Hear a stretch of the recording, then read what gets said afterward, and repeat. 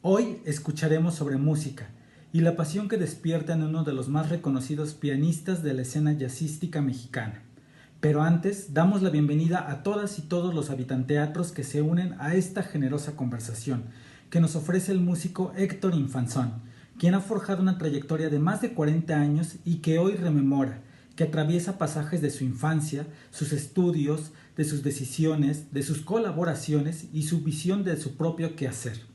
Gracias por las palabras al maestro Héctor Infanzón e iniciamos este nuevo Descubriendo Artes Escénicas. En este caso, maestro, ¿cómo llega la música a su vida? Hola, ¿cómo estás? Con mucho gusto en saludarte. Y bueno, la música llega a mí de manera natural. Mi papá, músico, gran artista, él tocaba muchísimos instrumentos. Él naturalmente agarraba un instrumento y ya lo estaba tocando al siguiente instante. Entonces la casa estaba llena de muchos instrumentos, de guitarra, de tres, de vibráfono, de contrabajos, batería, acordeón, etcétera. Y para nosotros la música fue un juego. Mi papá trajo a casa, bueno, le gustaba siempre la música afrocaribeña, le gustaba mucho el jazz, a mi madre le gusta mucho la música de cine, la música clásica, las grandes bandas, y mis hermanos mayores les gustaba el rock entonces, mis hermanas el pop, así que la casa siempre estuvo llena de música y esa es una manera natural en que la recibí afortunadamente.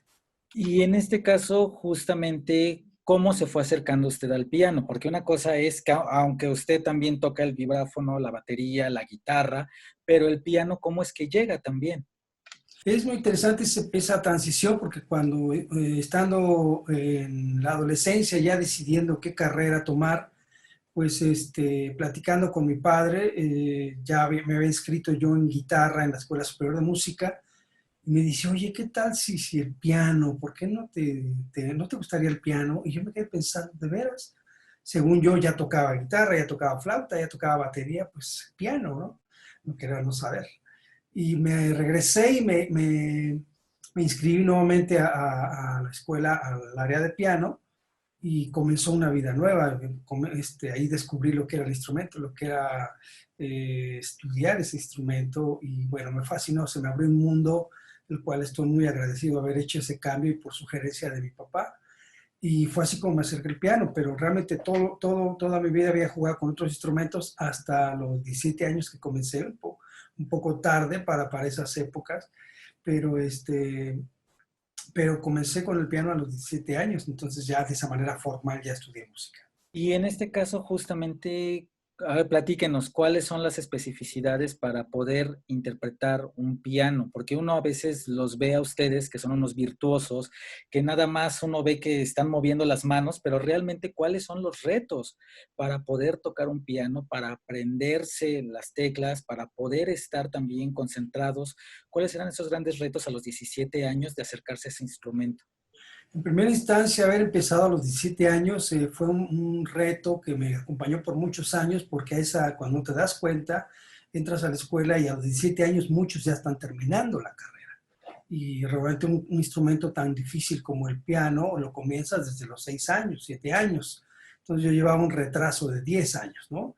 Lo cual me hizo redoblar el esfuerzo y gracias al amor que tengo por la música, una vez que descubrí el instrumento, pues me encerré y fue un placer, no fue un sacrificio, fue un placer.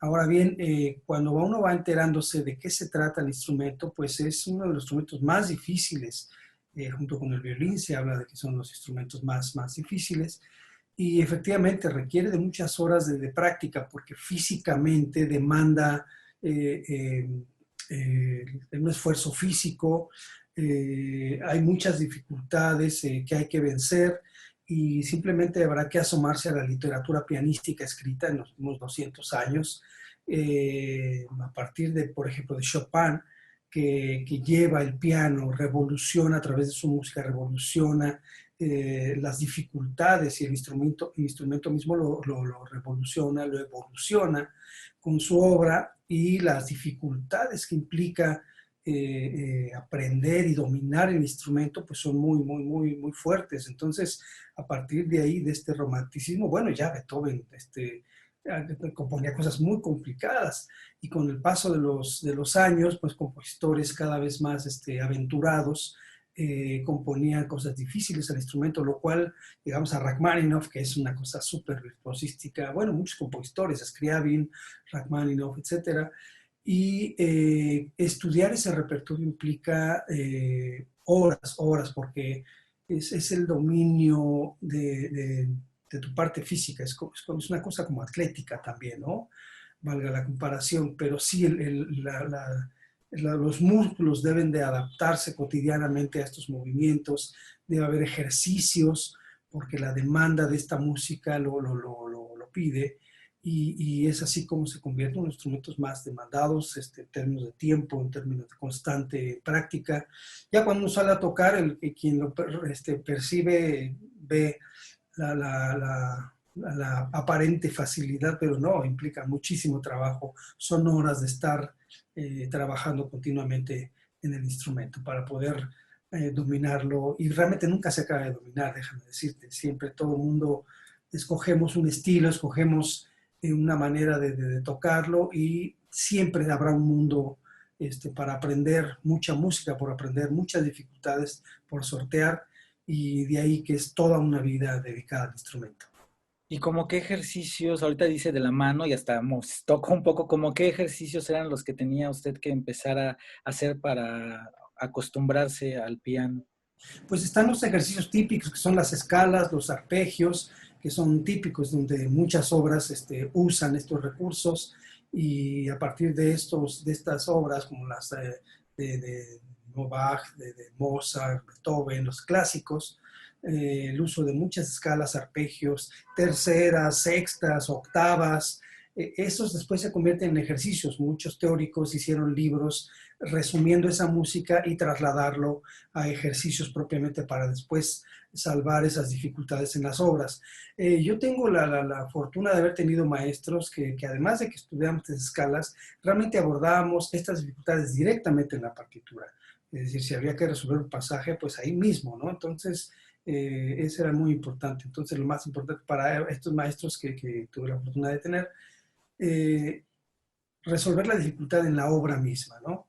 Pero, por ejemplo, yo soy improvisador, a mí me gusta mucho improvisar en otros géneros, y para ello también se requiere de estas herramientas para poder improvisar, porque en el caso de las obras las aprendes, pero cuando uno improvisa estás trabajando otros elementos, entonces sí hay que estudiar la escala, los arpegios, estudiar mucha armonía, escuchar mucha música, traducirla, a veces transcribirla, cuando está escrita la transcribes y también te pones a trabajar lo que transcribiste, y resolver estas dificultades, que pasa mucho con el jazz también, ¿no? Que oyes a un pianista que admiras, lo copias, ¿no? Lo transcribes y aprendes lo que está haciendo. Entonces, siempre, como te decía, hay muchas maneras de aprender, y estas cosas técnicas uno se va haciendo de esa técnica y de esa herramienta de acuerdo a las necesidades que uno que requiere musicalmente y estéticamente, ¿no? Y en este caso, ¿qué le decían en su casa, en su familia? Porque normalmente las personas es un poco un viaje al revés, siento un poco. Es decir, tratan de convencer a la familia de las artes, siempre hay esta idea de qué vas a vivir, cuál, ¿no? Todo eso. Pero en su caso pareciera que hay todo un acompañamiento familiar en el cual lo motivan. ¿En algún momento usted dijo, no, prefiero mejor estudiar, no sé, medicina, otra cosa, o sí, siempre hubo esta dinámica? Siempre estuvo la música. Yo estoy muy agradecido con la vida, con mis papás, con mi familia, quien me apoyaron 100% hasta la fecha, ¿no? Pero en la época de adolescente, en la que estás resolviendo tu existencia, de qué te a qué te vas a dedicar, cuando les propuse que yo quería estudiar música, me dijeron adelante, y el apoyo fue así 1000%, ¿no? Mi papá músico, mi mamá melómanos, entidades, personalidades muy artísticas, muy sensibles, mis papás. Y déjame contarte, tal era mi pasión, que a veces estudiaba hasta las 3 4 de la mañana, y se acostumbraron, ¿sabes? En casa estaban mis hermanos, estaba la familia de mi tío, que también vivíamos en el mismo lugar, eh, y se acostumbraron a que yo tocaba hasta las 3 4 de la mañana. Para mí era normal, pero no, con los años me di cuenta más bien me aguantaron. Cuando yo llego a casa de mi tío, de mi papá, casi me les cinco porque gracias a ellos me ayudaron a, a recuperar, valga la expresión, ese tiempo con el que había yo, el tiempo que había perdido, 10 años que llevaba retraso. Entonces mi pasión era tal que hasta estas horas yo estudiaba y no me decían nada, ni una A me dijeron, al contrario, me decían, no, es que se oía padre. Le digo, pero estaban ustedes durmiendo. No, pero nos acostumbramos y ya cuando uno se sale de casa y te das cuenta que el vecino de otras entidades, de otros lugares te dicen, por favor, ya hasta las 9, 10 de la noche. Y yo decía, pues apenas voy a empezar a estudiar. Y entonces fue curioso, pero el apoyo de casa, no solamente en este sentido del horario, sino de mis papás cuando me compraron mi primer piano, proveerme de lo necesario para seguir estudiando, el tiempo, realmente el apoyo no lo voy a poder agradecer todo lo que me ayudaron mis queridos padres, mis hermanos y mi familia completamente. ¿Y cuál fue ese primer piano? ¿Cómo lo compraron? ¿Cuál fue la dinámica de tenerlo? Fue a raíz de mi primer maestro, el maestro querido José Luis Cházaro, que me daba clases. Y entonces surgió la posibilidad de comprar un piano y el maestro tenía 8 pianos. Entonces ya mi papá y mi tío fueron a verlo. Yo estaba estudiando en el CCH entonces. Fueron a verlo y les gustó. Yo no sabía nada de pianos. Entonces ellos que tenían un poco más de experiencia con instrumentos fueron a verlo, ya lo probaron, acordaron con el maestro y fue como llegó a la casa, un piano vertical de esos negros antiguos, con una sonoridad muy, muy, muy bonita, una caja grande, y ahí empecé con ese piano, fuimos cambiando hasta tener el piano que tengo ahora. Poco a poco fui evolucionando, fui juntando mis centavos para poder hacerme cada vez de un mejor instrumento y así poco a poco hasta tener el piano que tengo ahora. Pero gracias al esfuerzo de mis papás que me vieron con tanto gusto, con tanta pasión, como te digo, me apoyaron y el día que llegó el piano a casa fue toda una celebración, llegar a ver un mueble de esa naturaleza, wow, era así como un acontecimiento, ¿no? Muy padre, muy padre. Y en el 76 usted entra a la Escuela Superior de Música, Yes. posteriormente a la Escuela Nacional de Música también. ¿Qué aprende en este caso? Porque una cosa a lo mejor es la parte no formal de ya una licenciatura, ya de unas materias, ya de un plan de estudios. ¿Y por qué en estas dos escuelas? ¿Qué es lo que lo lleva justamente? ¿Qué encuentra en cada una de ellas también? Bien, fue fortuito. Yo comencé a estudiar en la Escuela Superior de Música que estaba en República de Cuba, en el centro, y después nos vamos a Coyoacán. Curiosamente, cuando llega el punto en que hay que recibirse, la Escuela Superior de Música no contaba con licenciatura todavía. Inicialmente se llamaba Escuela Nocturna de Música. Era escuela para los trabajadores del IMBA o para los hijos de los trabajadores del IMBA. Y empezó a crecer, afortunadamente. Yo entré en esa etapa en la que ya mucha gente, no solamente los trabajadores del IMBA, sino ya público en general, ya podía inscribirse. Pero no estaba oficialmente constituida. Entonces, cuando yo casi termino mi carrera, ya 9 años después, 10 años después, pues no había titulación. Entonces, bueno, pues ¿qué vamos a hacer? Muchos colegas de mi generación nos quedamos como, ¿qué hacemos? Entonces fue cuando, si yo quería seguir estudiando y de repente quería tener una beca para estudiar al extranjero, pues necesitaba yo un título.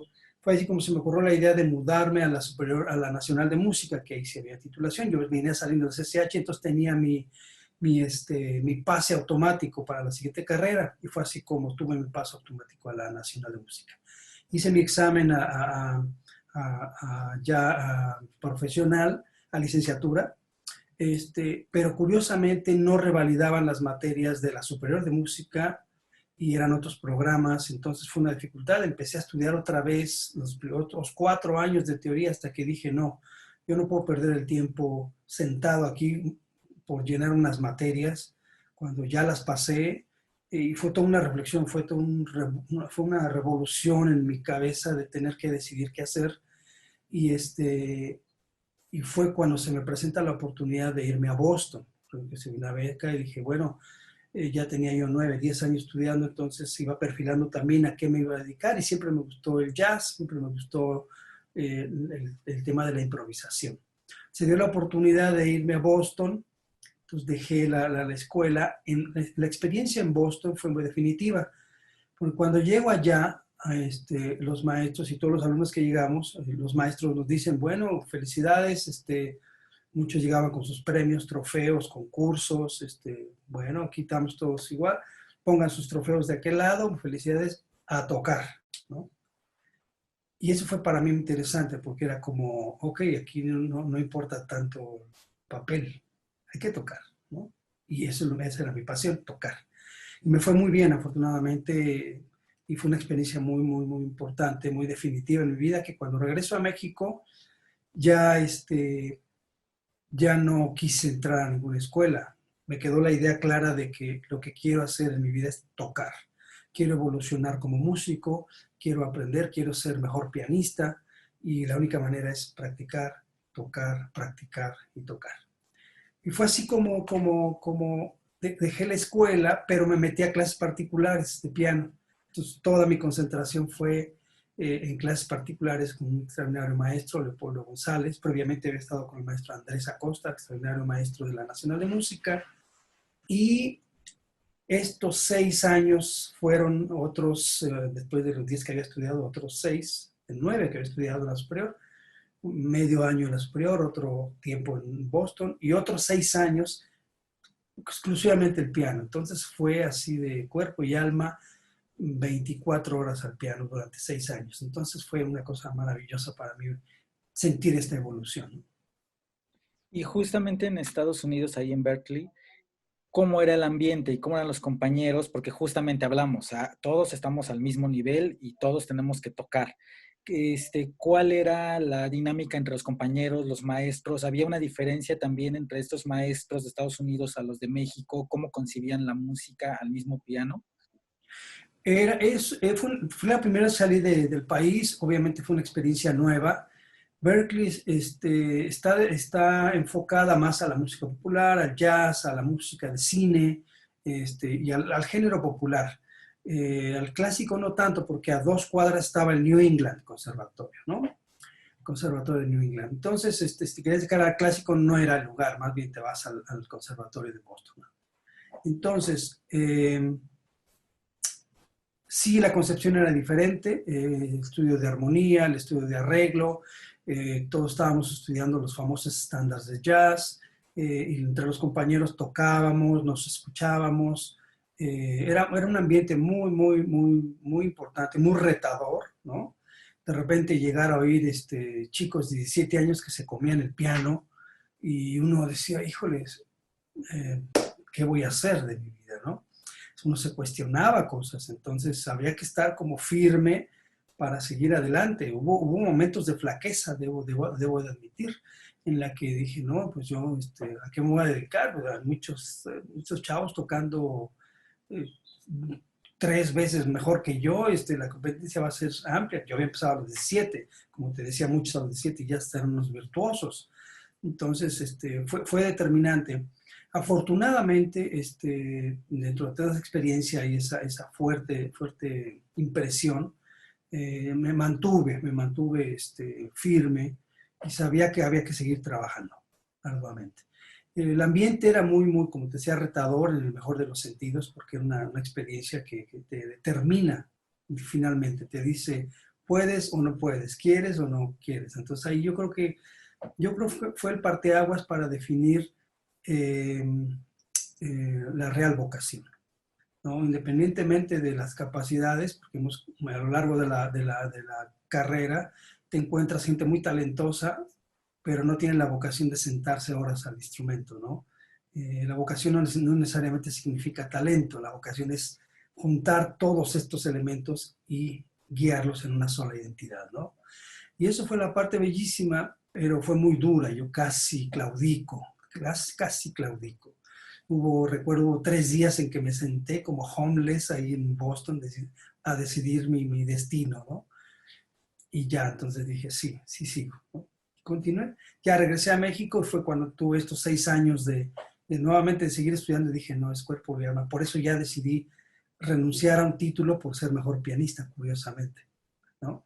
Entonces ahí entendí esa parte. Dije, no, no, estas horas las necesito yo para estudiar y avanzar un poco más, crecer más como músico, pianista, y renuncié al título, una cosa extraña, pero creo que tomé la mejor decisión en ese momento, lo cual agradezco, y el apoyo de mis papás nuevamente. Claro que sí, me dijeron, tú lo que consideres, te apoyamos, ¿no? Y fue así como otros 6 años, como te decía, seguí estudiando el piano solamente. Entonces eran estudios de 14 horas diarias, ¿no? En esa época, y eso fue una experiencia maravillosa. Y tocando en las noches, ya que platicaré de esas experiencias paralelas, ¿no? Y justamente en esta dinámica, ¿qué encuentra usted en el jazz para también dedicarse a esa línea, a la improvisación? Usted ya lo mencionó un poco sobre la idea de la improvisación, pero justamente el jazz como tal, aunque ya lo había escuchado, aunque ya tenía referencias, ¿por qué usted dedicarse al jazz? Y ya se nos puede ir contando también estas experiencias paralelas que lo van formando como Así pianista. Así es, fíjate que ahora ya con el tiempo analizo toda esa parte y la puedo resumir de la siguiente manera. Te contaba que de niño jugábamos a la música, jugábamos con mis hermanos, con mis papás, y jugar a la música significaba improvisar. Sí, a ver, mi papá ponía una canción y alrededor de ella jugábamos, inventábamos cosas y era un juego. Pasa el tiempo, entro a la Escuela Superior de Música y mientras estudiaba en las mañanas el repertorio clásico, los amigos me invitaban a tocar en los centros nocturnos de la ciudad. Entonces tocaba yo con orquestas de salsa en ese momento y era mal visto en las escuelas que alguien, entonces no lo teníamos muy calladito, porque si un maestro se enteraba que tocábamos eso, probablemente íbamos a ser regañados. Pero mi carrera fue esa, empecé a tocar música popular, salsa, empecé a tocar y me gustaba mucho la improvisación y ese género también se improvisaba mucho. Entonces estudiaba a la par repertorio clásico en las mañanas y en las noches me iba a tocar. Y así fue mi carrera, fue como paralela de tocar otros géneros. Después empecé a acompañar artistas, aprendí lo que era tocar pop, y luego empecé a tocar con grupos experimentales como Banco del Ruido, que era también improvisar, música afrocaribeña y música latinoamericana, y hacíamos fusiones, hacíamos experimentos. Y finalmente armé una banda con mi querido amigo Agustín Bernal y Tony Cárdenas, que fue Antropóleo. Realmente se convirtió en el taller de jazz para nosotros. ¿Y por qué el jazz? Porque, como te decía, veníamos jugando a la improvisación, jugando, digo, porque a mí es un juego, afortunadamente. Y el jazz es el que prácticamente absorbe a todos los improvisadores, ¿no? El jazz es el género que todos los improvisadores de todo el mundo, pues naturalmente, si son improvisadores, van a dar ese género porque es el que lo permite abiertamente. Pero realmente se improvisa en muchos géneros, ¿eh? Desde el clásico, el barroco, había improvisadores. Pero en el siglo XX el jazz acoge, digamos, esta nueva práctica y todo el mundo vamos a dar naturalmente al jazz. Es la razón por la que ahora veo por qué fuimos al jazz. Y con este grupo Antropolio, pues empezó toda una experiencia maravillosa de aprender el género, de estudiar a los tríos que conocíamos, los famosos, tocar por las noches en los clubes de jazz, hasta que se hizo afortunadamente un trío referente en el medio y no sé, sin pretenderlo, pues acabó siendo un grupo cuya disciplina de haber estado aprendiendo todo esto, nos llevó a tocar de una forma que fue un referente afortunado para nosotros. Y con el tiempo, pues me di cuenta que esta vena de improvisación continúa y sigo trabajando en eso. La improvisación en cualquier género, para mí la improvisación es vital, por eso necesito estar oyendo mucha música, practicando constantemente, aprendiendo nuevas armonías, nuevas formas. Y esa es la parte importante, porque no solo hago jazz, hago música de concierto que surge de las improvisaciones que me dan motivos para seguir componiendo eh, ya formalmente una pieza sinfónica concierto, etcétera. Y en este caso, justamente lo acabo de mencionar, pero sí me gustaría, porque para mí en particular, siempre cuando pienso en alguien que se dedica al piano, pero que también al jazz, ¿qué música escucha usted? Porque por un lado pareciera que, lo planteo así, alguna vez escuché a un pianista que se dedicaba mucho a la música barroca.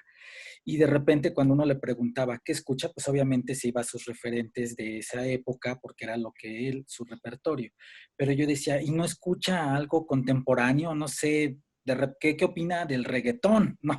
Pensaba yo un poco. Entonces, en este caso, ejemplo maestro, usted, ¿qué música escucha? Usted plantea en algún momento, hasta trabajó en giras con artistas pop y también está toda esta dinámica de otro tipo de música.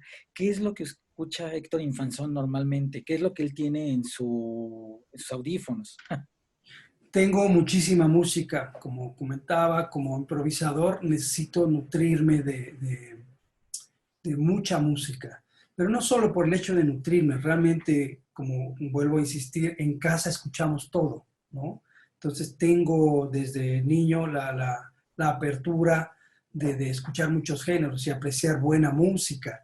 Entonces puedo escuchar buen pop, puedo escuchar buen rock, fui rockero, ¿no? También de salsa, puedo escuchar música clásica, desde los clásicos, barrocos, contemporáneos, y de todo, en realidad escucho de todo, siempre y cuando esté bien hecho, siempre y cuando tenga una gran calidad. Cualquier género, el folclore, la música mexicana me fascina, el folclore de otros países, la música popular de otros países. Cuando viajo, en realidad, que he tenido la oportunidad de conocer muchos lugares y por tantos años viajé, una de las costumbres que tengo es llegar al país, bueno, ahora ya es más fácil porque tienes internet, pero cuando en los 80s, 90s, 2000 estaba uno girando por todos lados, llegar a un país era buscar discos de compositores clásicos del país, los mejores poperos, ¿no? ¿Quién está mandando en el género del pop? Los rockeros, los jazzeros y el folclore. Esos eran los géneros que yo siempre buscaba en las tiendas de discos del lugar. ¿Quién es el mejor pianista de jazz de este país? ¿Quién es el mejor compositor de música clásica? ¿Quién es el mejor rockero? ¿Quién es el mejor cantante de pop? Entonces me hacía de este hacer, o el folclore, ¿no? Que es la música folclórica. Entonces, de todos los países que yo visitaba, siempre hacía este ejercicio de buscar música de este género de todos los países. Entonces, eso me nutrió muchísimo de muchos géneros y de muchos países. Entonces, siempre estoy abierto a toda buena manifestación musical, toda propuesta, siempre y cuando esté bien hecha. Y en este caso, como compositor maestro, ¿cómo es la dinámica para un pianista para componer? Yo me acuerdo, ejemplo, que usted en el centenario del Teatro de la Ciudad de Esperanza Iris hizo una composición especial, Iris, si no me equivoco. Así es. En este caso, ¿cómo es un proceso para componer, para crear una nueva pieza? Es un proceso muy bello. Yo creo que son los momentos en que tienes la paleta en blanco, el lienzo en blanco, y entonces va a dispararse la imaginación. Es el momento como muy, muy, muy casi religioso, ¿no? En el sentido de concentración, de conectarte contigo mismo, ¿no?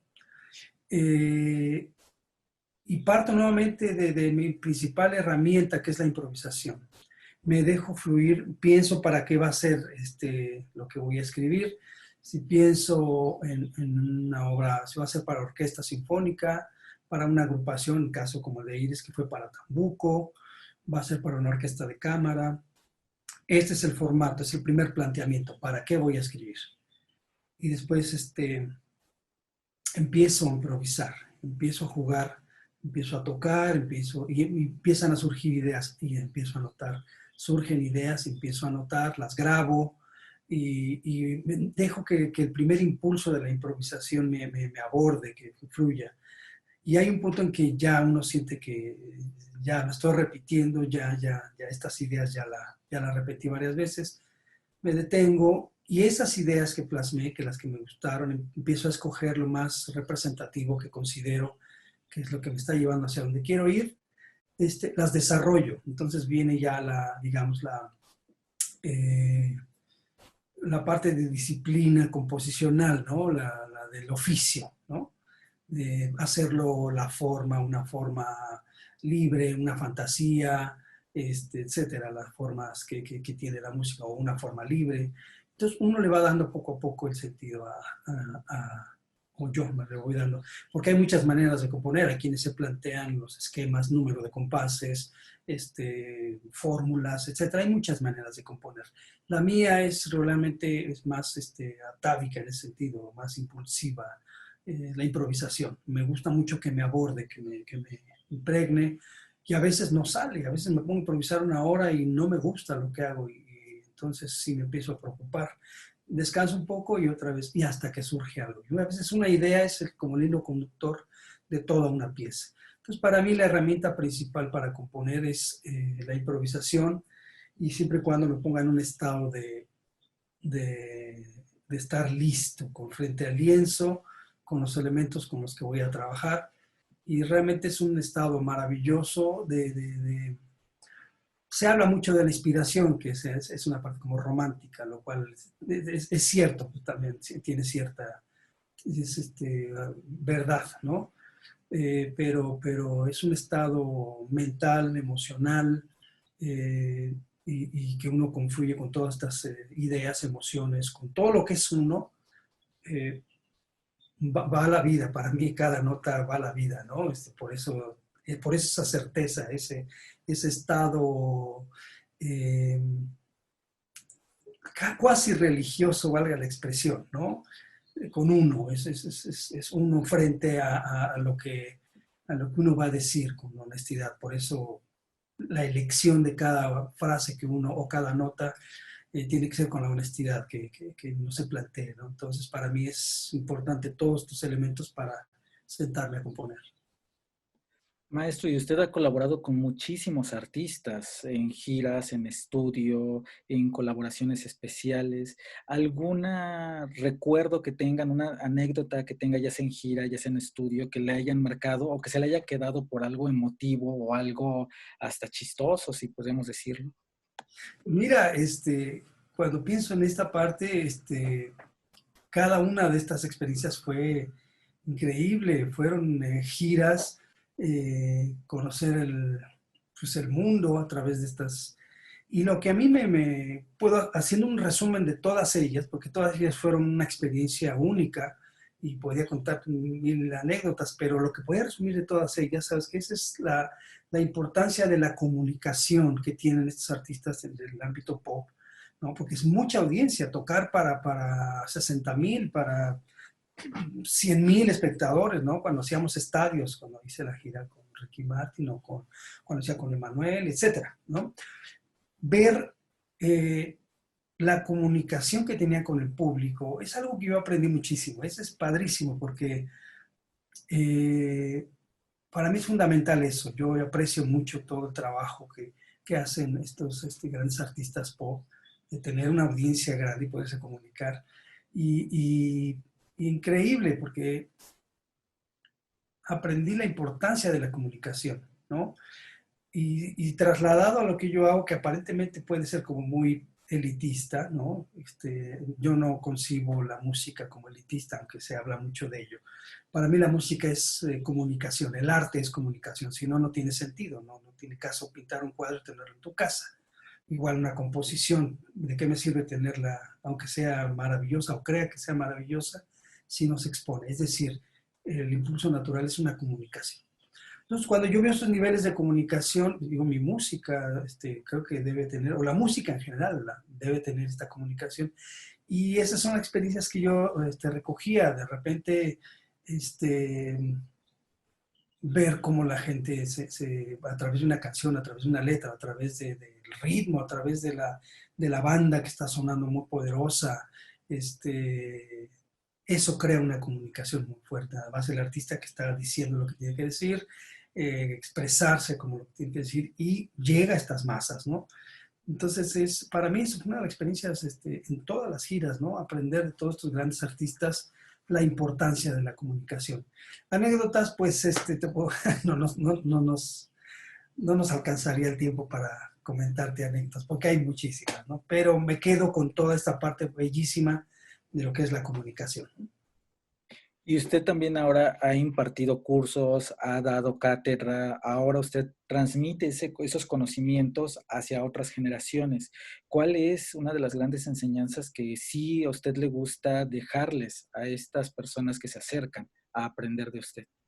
Sí, estoy en una etapa muy interesante en la que siento la necesidad de, de compartir lo que he aprendido, así como me fue enseñado a mí de profesores, de colegas, de otros maestros.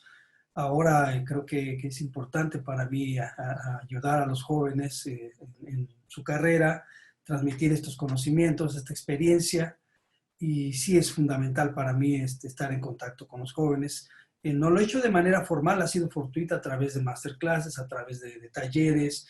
Luego asisto a una semana de taller en un centro cultural del país, o en las giras que hago, también antes de los conciertos platico con los músicos a donde voy a tocar. Eh, en ocasiones me solicitan esto como cursos, como talleres, y ahí es donde me gusta mucho la idea de transmitir. Siento que además de que es una obligación, ¿no?, ética, me divierto mucho, aprendo mucho, curiosamente, de las preguntas, y sobre todo, como toda esta parte no clásica, sino la de improvisador, fue autodidacta prácticamente. Entonces, cuando me preguntan cosas, me ayuda a resumir lo que yo aprendí de manera autodidacta. Entonces, lo doy un orden y lo explico. Entonces, me ayuda y aprendo, ¿no? Aprendo constantemente de mi propia experiencia y cómo transmitirla. Entonces, sí, para mí es fundamental estar en contacto con los jóvenes, con los nuevos estudiantes, y que les sirva de algo lo que he recorrido. Y maestro, justamente con esta trayectoria, con estos años recorridos, ¿qué le falta por hacer? ¿Qué es lo que viene? Ahora sí que ya hablamos de todo este pasado, ahora sí que todo lo que estaba de este lado, ¿qué viene para este lado? Ah, pues tengo muchos proyectos, nada más necesito el tiempo para realizarlos. Eh, Me gusta mucho pensar en mis dos, que bueno, no son dos, es una sola para mí. Mi carrera como pianista, con mi cuarteto, mis proyectos de improvisador. No le digo jazz porque creo que lo que estoy componiendo ya está un poquito influenciado del jazz y otros géneros, pero estoy haciendo música que me permita improvisar y que combine también la parte de compositor como compositor de obra sinfónica, ¿no? Entonces, tengo en este momento el interés de seguir haciendo obra sinfónica. Estoy escribiendo para diferentes formatos. Me gusta mucho la obra sinfónica, que es la que me gusta mucho abordar. Mis discos con los cuartetos, agrupaciones, mi orquesta. Luego tengo duetos, es decir, proyectos que están ahí enfrente. Mis proyectos de espectáculos como el de Citadino, como el de Máscara contra Cabellera, el dueto que hice con el maestro Alberto Cruz Prieto, y espectáculos de esos que seguirlos realizando. Y me gusta la idea de seguir buscando nuevos proyectos, aprender nueva música, componer nueva música, tocar con nuevos músicos. Siempre hay muchas ideas por realizar, pero sobre todo componer y tocar. Esa es mi gran pasión, ¿no? Y hay proyectos que ya estaremos compartiendo con mucho gusto con ustedes. Por lo tanto, tengo dos discos que ahorita, justamente ayer, salieron oficialmente en las plataformas, un disco de mi nuevo cuarteto y uno de mis 3 conciertos que grabé con la Orquesta Sinfónica Nacional de la Radio de Sofía, en Bulgaria. Entonces, en este periodo de pandemia, me puse a ya producir, ya arreglar, terminar de pues, producir estos discos, y van a salir 2, afortunadamente, uno con mi cuarteto y otro de mis 3 conciertos, el de piano, violín y vibráfono, tocado con la orquesta de la Radio Sofía en Bulgaria. Entonces estoy muy contento porque justamente lo que te comentaba, mis 2 proyectos, tanto de cuarteto como mi obra sinfónica, pues las llevo paralelamente, y estoy muy contento porque ahora estos 2 discos son el resumen de esto que estoy comentándote. Y eso es lo que viene y vienen muchas más cosas, más obra, más proyectos que compartiremos y esperamos que pronto estemos también en el teatro para poderlos compartir con el público nuevamente. Y maestro, finalmente, y le agradezco muchísimo su tiempo y este momento para pensar y ver todo este trayecto. Si usted pudiera definir para usted qué es la música, maestro. Eh, no lo voy a hacer desde el punto de vista teórico, siempre es muy complicado, pero para mí la música es vida, es mi pasión, es mi vida, es el medio por el que respiro, por el que salgo, despierto, me motivo, camino y pienso en música. Eh, eh, es vida, lo único que te podría decir es mi vida y no podría ser otra cosa más que mi vida, es una gran pasión y es la vida misma, ¿no? La música.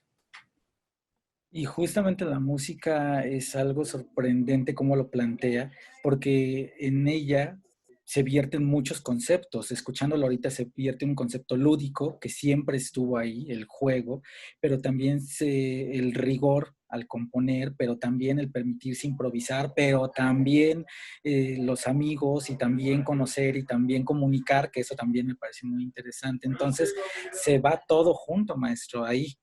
Así es, yo creo que es, como te decía, es la vida misma. Cuando uno sale a caminar, a mí me encanta caminar en el centro, pues he sido mi barrio toda mi vida, y lo que escucho, lo que veo, la paleta de sonoridades que me brinda mi ciudad, pues es maravilloso encontrarme con gente nueva, platicar con los dueños de los lugares emblemáticos y bueno, escuchar, como te decía, las sonoridades, eso es vida, pues, ¿no? Encontrarme con los amigos, ahí platicar, hacer proyectos, compartir momentos, es vida. Y eso tarde o temprano se traduce en música, se traduce en sonoridades que las plasma, son emociones que después las traduzco en música. Por eso para mí la música es sinónimo de vida, ¿no?